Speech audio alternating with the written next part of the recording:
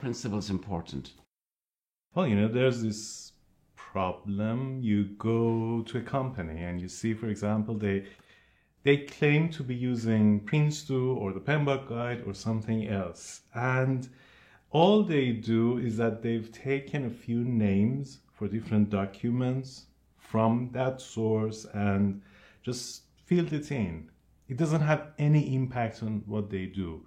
Or you go and see many people who claim to be agile. Okay. They are just using the labels, the rituals. They don't understand what's happening behind the scenes. They don't understand the real goals, the real purposes in what they are doing. And so they don't get anywhere with it. But in Prince2, the principles are a reminder for the purpose of different things. It's not about having certain documents. It's not about having certain roles. It's about getting somewhere. It's about satisfying certain principles. That's how I see it. It's, I think did you talk about the cargo cult in the foundation course? No, I did not. That's really the cargo cult. That's the Explain the cargo cult. Well, during the World War, the first one or the second one? Second World War. Or both of them? Second one. Okay. We had more airplanes in the Second World War, so it fits better. Yeah. Maybe you want. And they were in the Pacific. Yeah. Go on. You go on. No. Okay, so there were these islands where people were completely isolated from the rest of the world. And all of a sudden, some of the soldiers from the US, I think, go and create a base in their island. And every once in a while, cargo planes used to come and bring them different things they needed.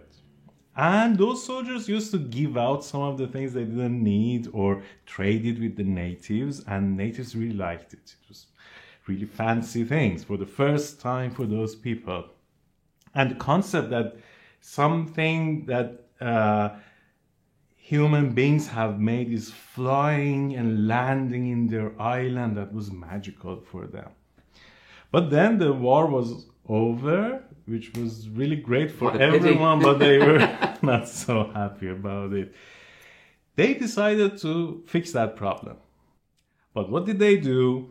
They created a mock-up of an airport, the runway, the tower, everything that used to be there. And their idea was that that's the concept that brings planes to their island.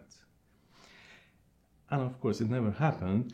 But the point is that those natives didn't understand how planes work. They only saw what was on the surface. And that's the same. Sometimes people who don't know enough about project management, they go to a company, they see that people have certain rituals or certain documents, and they think that if they have the same documents, they will have a successful project. But that doesn't happen. That's the cargo cult. And the principles in Prince2 is a way that we can avoid that cargo cult. Is that a bit like people asking, oh, what templates do you use, or what software do you use? And if I'm just using that, then I'm doing it correctly.